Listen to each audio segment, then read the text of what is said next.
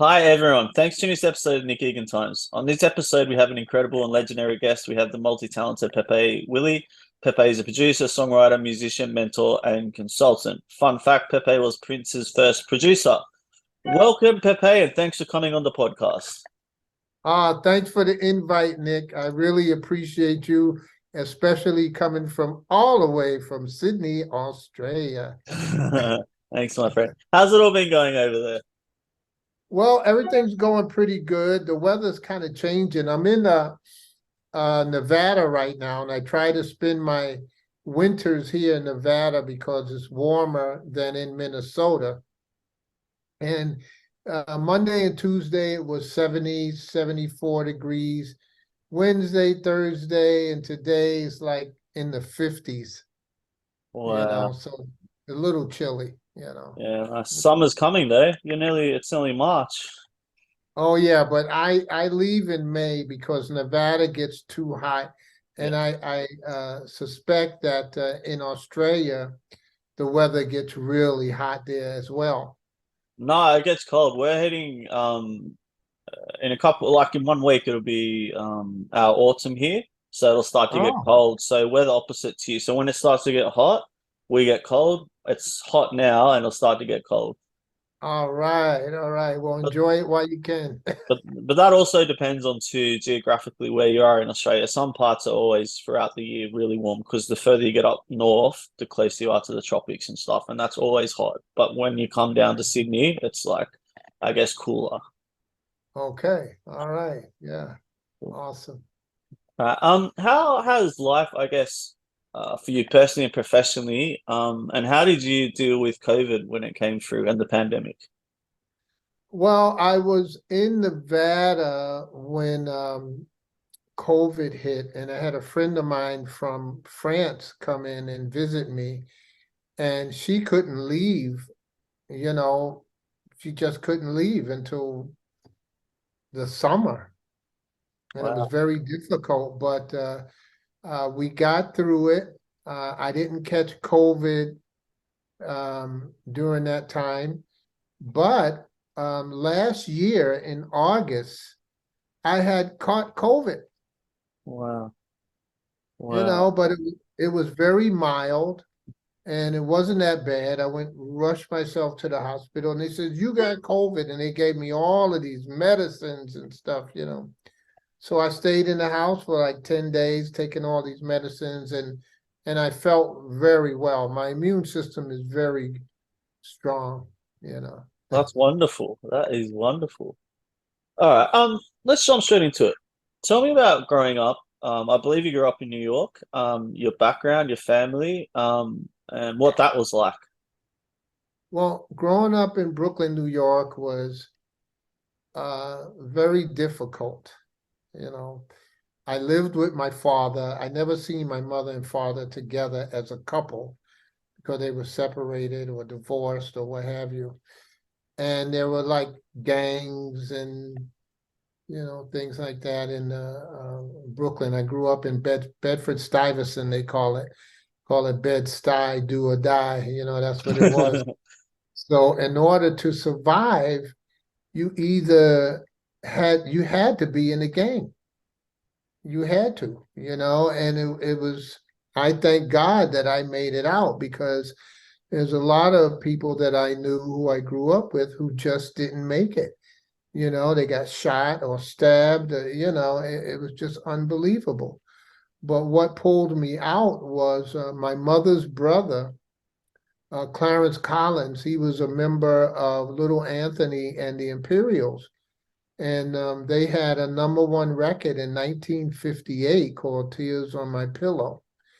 And he was 17 years old at the time, and I was 10. And he knew me as a little baby and growing up. But when I first recognized him, I was 10 years old, and I was saying, wow, you sing with Little Anthony and the Imperials because you hear their songs on the radio and everything. And he was 17, so he was a smart ass. Yeah, I sing with Little Anthony and the Imperials.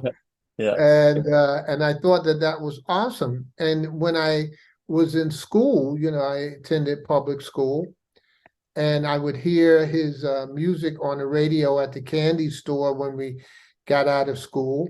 And I hear his song on the radio as the store is playing it. And I went like, oh, wow. I said, that's my uncle, you know, and people did not believe it. You know, they did not believe it. And they chased me all the way home Oh, because wow. they thought I was lying. And so I knew not to say that anymore. And I didn't say that anymore. But 5 years later, after that, when I was 15 years old, I got very close to my uncle and his group, Little Anthony and Imperials. And he had a rock and roll show that Murray the K had given at the Brooklyn Paramount Theater. And all these acts was on the show. And I wanted to hang out with my uncle. My mother said it was okay because it was family. And so I went with him, and I'm backstage with all of these stars and everything. And I'm in the Imperials dressing room. And my uncle looked at me and he says, Pepe, he says, why don't you go and knock on some of these other stars' doors and see if they want anything from the store? You can, you know, make some money. And I didn't even think of it. He thought of it. And I went like, oh, wow, this is amazing. So one of the first artists that I knocked on the door to get, you know, to find out if he wanted something was the great Chubby Checker, Oh, wow. Mr. Twist. And I was in shock. I knocked on his dressing room door. He says, yeah. He says, come on in. So I go in and I'm looking at this guy. I'm going like, this is Chubby Checker. I said, this is the guy that did the twist, man. And he goes, uh, yeah, I want something from the store, because I asked him, do you want anything from the store? He goes like, yeah. He says, go get me a pack of cigarettes, you know. So this is in the 60s, the early 60s, All right. you know, and I could go and get him cigarettes. So he gave me money. He wanted a pack of Salem cigarettes. So I go out the stage door, you know, open the door, the guard let me out, and they had a police line there. And this is the first time I found out about fans and groupies. I had no idea what they were all about. And every time that door opened, all of these people would scream, ah, because they thought that, you know, a star was coming out. And it was just me. So I'd come out and I go to the store and I get Chubby Checker these cigarettes. So I come back, I knock on the door, and the guard opens the door, you know, to let me in. And somebody from the group who was behind the police barrier said, hey, how come this guy can go in and out whenever he wants to? And me, like an idiot, said, oh, I just went to the store for Chubby Checker, and I'm holding up these cigarettes to get him a pack of Salem cigarettes. That was the last that I heard. They knocked down the barrier. They, you know, came charging after me. They're trying to get these cigarettes. I mean, the guard had to pull me in the door. My shirt was all ripped off and everything. And that was the first time that I found out about groupies, fans, and everything. And so I learned my lesson then. Wow. Wow. That's a very great story. All right. Thank you. Tell me about actually tell me about Prince, and then the journey with Prince, and then East 94. Tell me about all that era. Okay. Well, my uncle's group, Little Anthony and Imperials, that following year after the Brooklyn Fox, they played at the Brooklyn Paramount. They played at the Brooklyn Fox Theater in Brooklyn.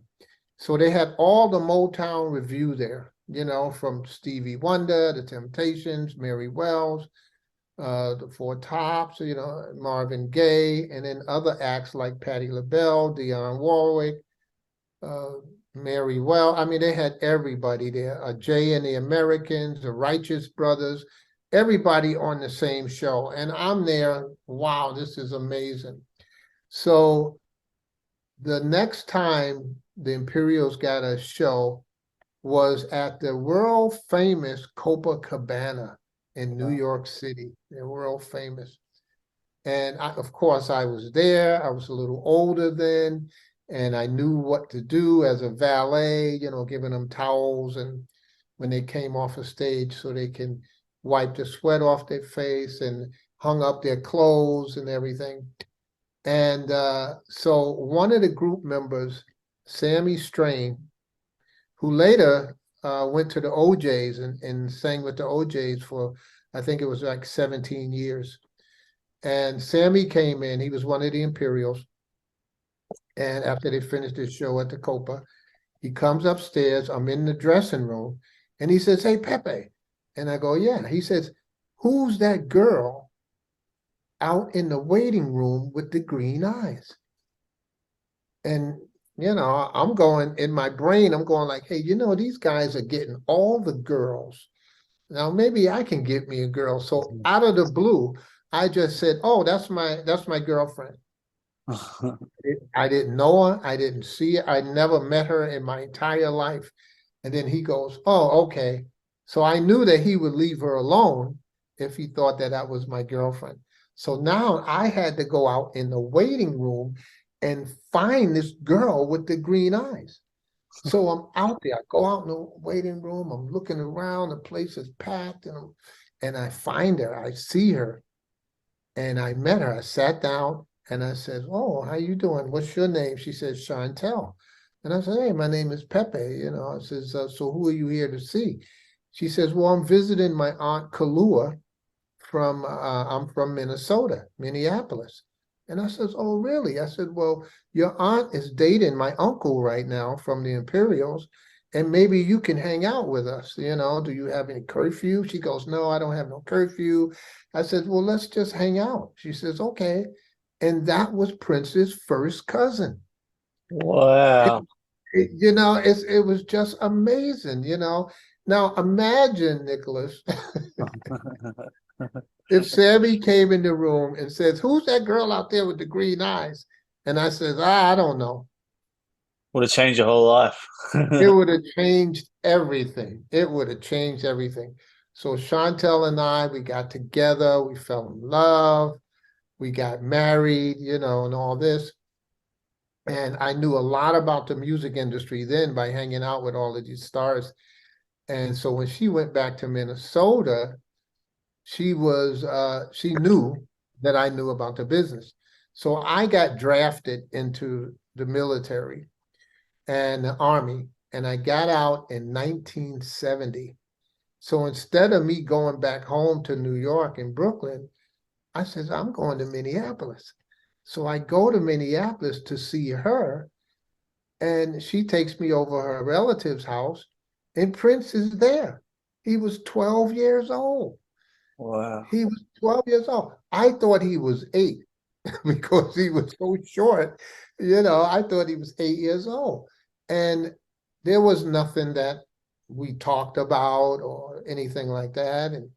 And I had 90 days to go back to New York to get my job with New York Telephone Company.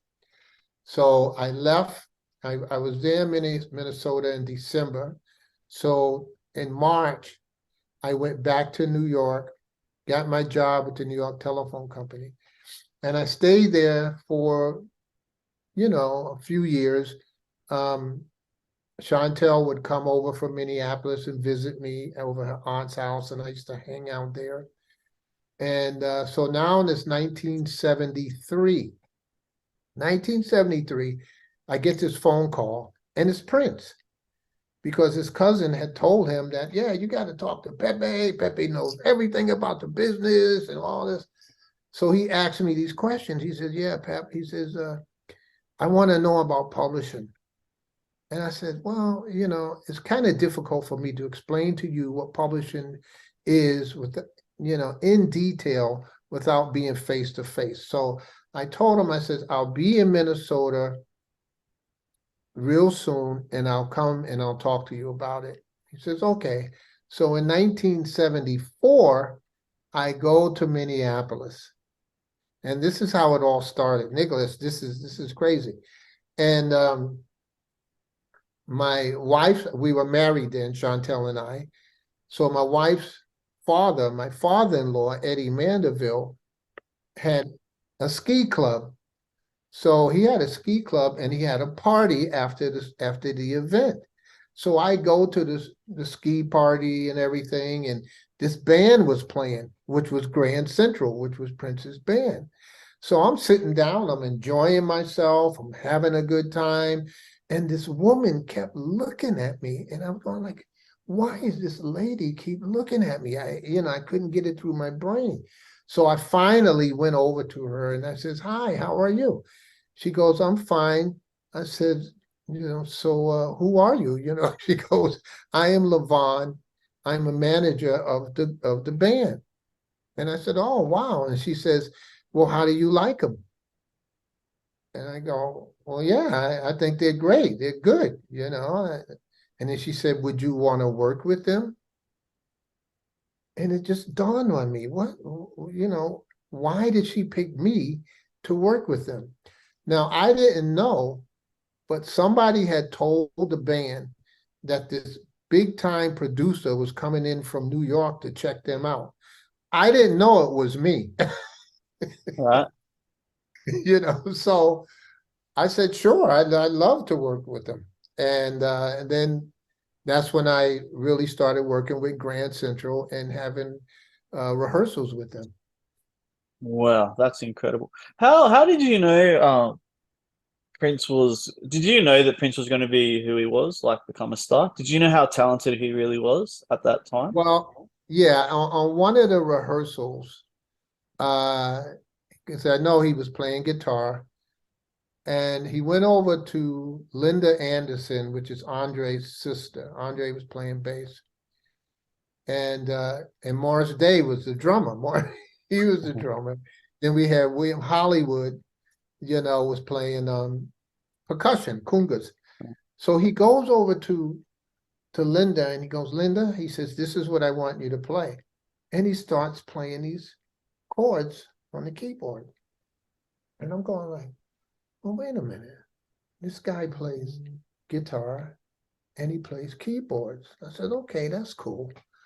So then he gets back, they play a little bit, then he stops and he goes like, Andre, let me hold your bass. Now, Andre disputes this, but this is the only way that I knew that Prince played multiple instruments, so I know it's the truth. He said, let me hold your bass. So he takes Andre's bass and he starts, this guy is thumping, he's playing the bass, and I'm going like, oh my God. I said, this guy plays guitar, he plays keyboards, and he plays bass.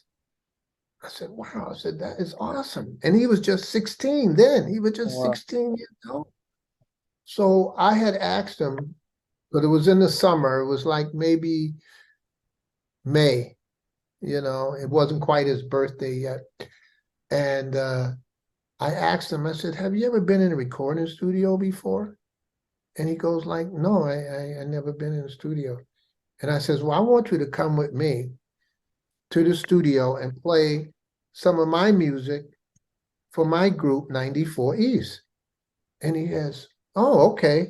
Now I not only rehearsed the band, but I also taught them the business of music, of what I knew during the time. And I knew the business backwards and forwards. I knew the business very well.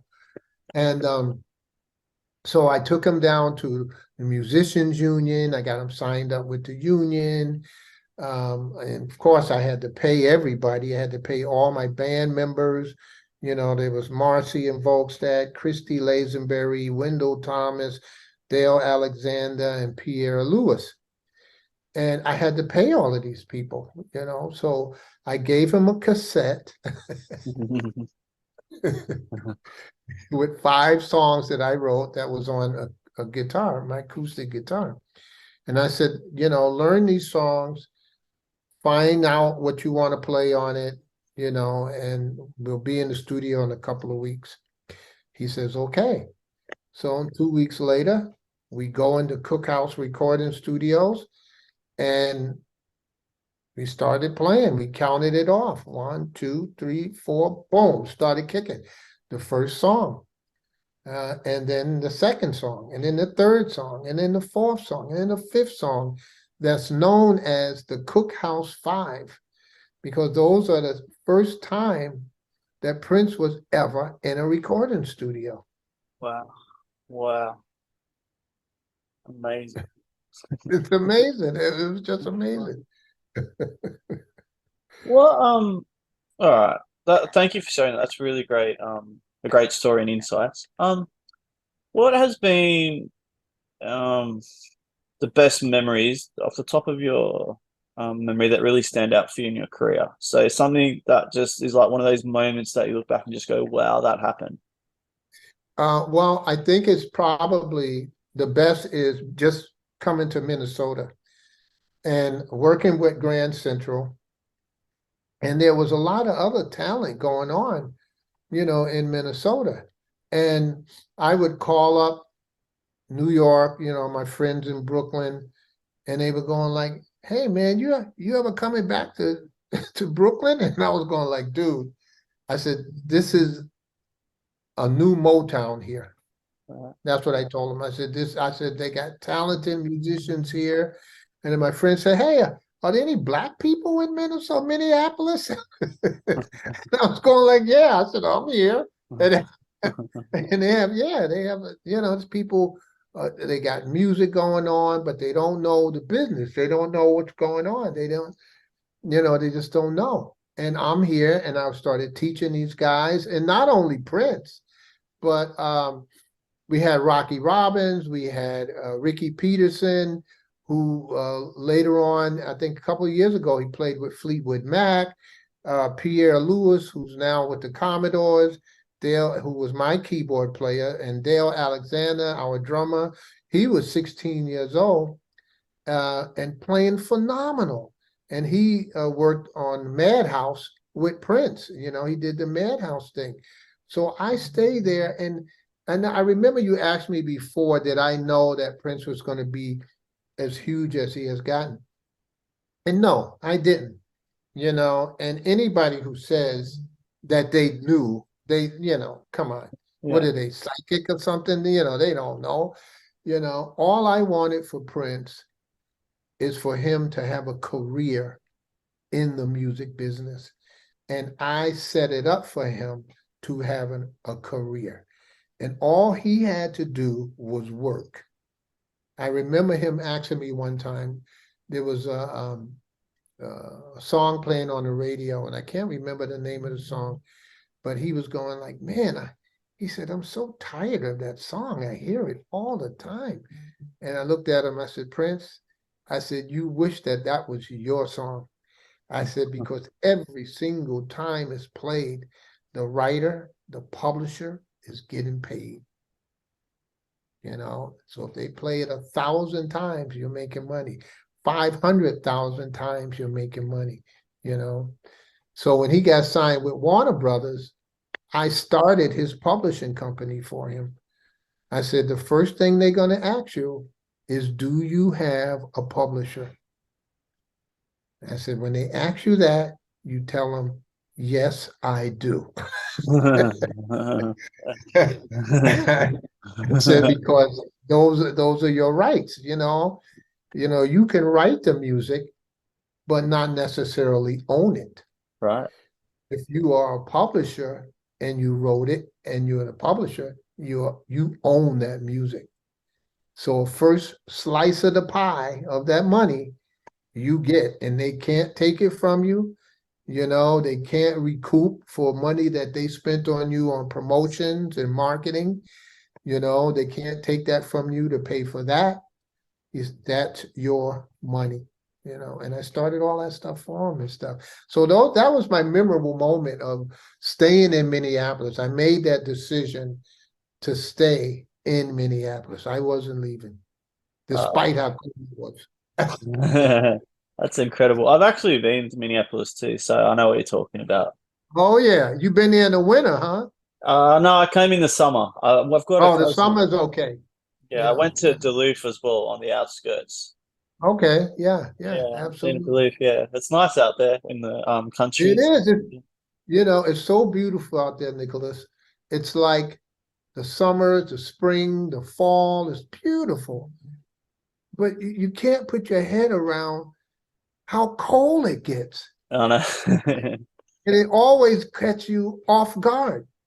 You know, you know, you do the spring, the summer, the fall, then all of a sudden, boom, winter hits, and you're like, oh my God, it's so cold. You know, it's just unbelievable, unbelievable cold. You know, but All yeah, right. I'll tell you this story. Unless you have a question, I'll No, answer it no, go anyway. go. Tell me the story. I'd like to hear it. Um, when Prince got, I used to be signed to my group 94 East. We took those songs that Prince recorded with us, and I went to New York and Pound the Pavement, and finally got signed with Polydor, a major record label, under the tutelage of Hank Cosby. Now, Hank Cosby produced and co-wrote My Sharia Moore for Stevie Wonder and for Once in My Life. So now I'm co-producing with this big time producer, you know. Wow.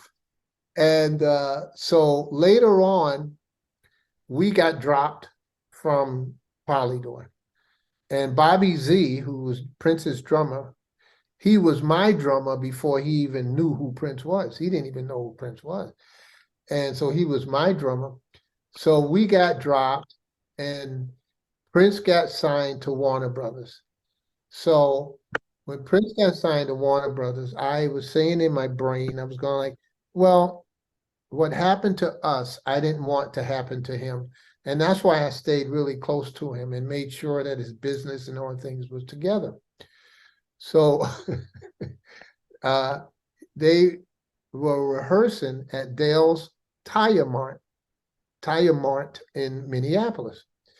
And I don't know if Prince left the door open or somebody actually broke in, but they stole all of his equipment. You know, I mean, everything except for two speakers that I lent him, which were huge, and you would have to have two big trucks to put those speakers in because they were huge. And so he got robbed of that. And when I found out about that, I was so upset. And I said, okay, Prince, I said, you're coming to my house. You're going to come to my house. Ain't nobody coming in there, you know. And so the whole band, the Revolution, rehearsed and practiced at my house for 6 months. And he auditioned Gail Chapman, who was this girl keyboard player, Matt Fink, Bobby Z, Andre Simone, and Des Dickerson. So they all, you know, practiced at my house for 6 months, 12 hours a day, from 10 o'clock in the morning to 10 o'clock at night, they rehearsed. So one evening, after they finished, I had to go to Prince's house to tell him something. And I didn't have, I can't remember what I wanted to tell him, but I had to tell him something. So I go over his house. I see his car outside. I'm knocking on the door. I'm ringing the bell, and he wouldn't answer. And I know he's in there. So I knocked a little harder. I rang the bell some more. He wouldn't answer. I went, dang, man, where's this guy? Is he asleep after 12 hours of practice? So I heard this tapping, you know, just a little tapping. And I was going, where's that coming from? So I go around to the side of the house and I look down in the basement window. Prince was down in the basement playing drums. Wow. Wow. After 12 hours of practice. I mean, it just blew my mind, you know? So I had to bang on the window in between the beats. And then he looked up and I said, man, open the door. Then he comes to the door and I told him whatever I had to tell him and stuff. And then I left. But that amazed me. And what happened then, I had said to myself, I said, Pepe, you know, I said, you could practice 12 hours a day and you can be real. I said, this is what it takes to be really good. And I says, I'm going to do it. So I grabbed my guitar one day and I started playing. I says, okay. And I started studying and doing the scales and all this stuff. I got to like 4 hours, Nicholas, and I said, I can't do it. I said, this is far as, I said, this is as far as I could go. I can't, I can't go any further, you know? So, you know, how could, you know, the drive that he had was just, you know, it was just amazing. You know, I've never seen any artist from the time that, you know, I started meeting artists at 15 work so hard. Now, they said that James Brown was the hardest working man in show business. No, no, no. Prince. Prince was the hardest working artist in the business. And he never stopped. He called people up 4 or 5 o'clock in the morning, you know. I mean, he called me up at like 4 o'clock in the morning and goes, Pepe, I got to go back in the studio. And this is the first time he's in the studio, the very first time. He calls me up because we're listening to the tapes. He goes, I got to go back. I said, Prince, do you know what time it is?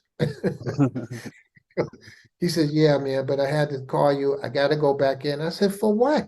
I said, what you were playing was phenomenal. I said, you know, me and Wendell Thomas, the bass player, I said, we were talking for hours on the phone about what you contributed to those songs. He says, no, I got to go back in. So the next day I was playing golf. I already made, you know, tea time for golf and everything. So I had to call the studio and said, Prince wants to come in there to do something. I don't know what he wants, but let him in. Now, by what he had played on this first time in the studio, I was totally confident that he could go in by himself and do what he wanted to do. So this is the second time he goes in the studio, and he changes something on "If You See Me," the song, and he did it. You know, so I didn't even hear it, but you know, I didn't hear it. You know, but by the way, my book, I don't know, did you hear my book? Did you see my book? Yeah, This I is, did. yeah, If You See Me, because it's named after the song that Prince was first in the recording studio, written by myself and Tony Keeney. Now, Prince recorded that song, but he called it Do Yourself a Favor. And it's on his 1999 deluxe album. It was in his vault. And Wow. Warner Bros. Finally released it in 2019. It's the same song, but it just has 2 different titles, you know, which was amazing. And I remember because me and Morris Day used to hang out a lot because we all had the same friends in Minneapolis. And we were going to Minneapolis, Morris and I, and we ran into Prince. And Prince was, you know, he was good at what he did, but he was kind of a square. You know, he didn't drink, he didn't smoke, he didn't, you know, he didn't do anything. And we were smoking marijuana, you know, we doing all kinds of stuff. Right. So me and Morris, we go to Minneapolis to get some more marijuana, and we run into Prince. And I was in Morris's car. Morris sees Prince, and he goes, "There's Prince, man." I go like, "Where?" He goes, "He's over there." And we look over there, and we go like, "Oh man," because we don't want to run into him. So Prince comes running over to the car, and he goes, "Hey man," he said, "What are you guys doing?" And we go, "Oh, nothing," you know, you know, like that. Yeah. Then he goes, "Here," and he hands his cassette to me, and I give it to Morris. He says, "Check this out."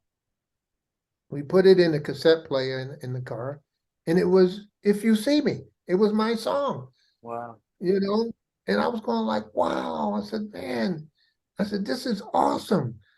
He says, I'm going to put it out on one of my albums, man. I said, oh man, Prince, that's awesome. Thanks, man. But he never put it out, right? So now it's in the 80s and stuff. And now I want to do my own album because Prince was stable. He was stable. And so I met a friend of mine, Jeffrey Pinkin, who started this label, and he paid me to do my own album. and that was Minneapolis Genius. And I worked with Tony Sylvester. Tony Sylvester was a member of the Main Ingredient with Cuba Gooding Sr., who was the lead singer. And the Main Ingredient had all kind of hits. And for me to work with Tony, it was just unbelievable. And I learned a lot from him as well. And so I'm in New York. I'm talking to Teddy Randazzo. Teddy Randazzo wrote, I'm on the outside looking in, going out of my head, hurt so bad, take me back for Little Anthony and the Imperials, which were big hits for them. And Teddy was a good friend. He helped me with my writing. And he went with me to Polydor when I got signed, because he said, I said, Teddy, I'm going to, I got a meeting with Polydor. He said, you want me to go with you? And I go like, oh, wow. I mean, that was amazing to me, you know? And so he went with me, and that's how we got signed to Polydor at the time. So it was just amazing how all of these things just came into play just by me saying, oh man, that's my girlfriend. That's they're incredible stories that you've told, and it's truly amazing your career. Pepe, thanks for coming on the podcast. I do Yeah. appreciate it. Sorry, it's amazing, and I wish you all the best in the future and everything you're doing. Hey, Nicholas, I appreciate the invite. Thank you so much. You know, it was amazing. And I love telling these stories because it's part of history, It is, you definitely. and it has to be out there. It has to get out, So thank you so much. God bless you, brother. God bless you Yeah. too, brother too. Welcome yeah, thanks for coming on. I'm just sincerely appreciative. Thank you. All right. All right. Peace, baby. See you, my friend. See ya. All right. Bye-bye.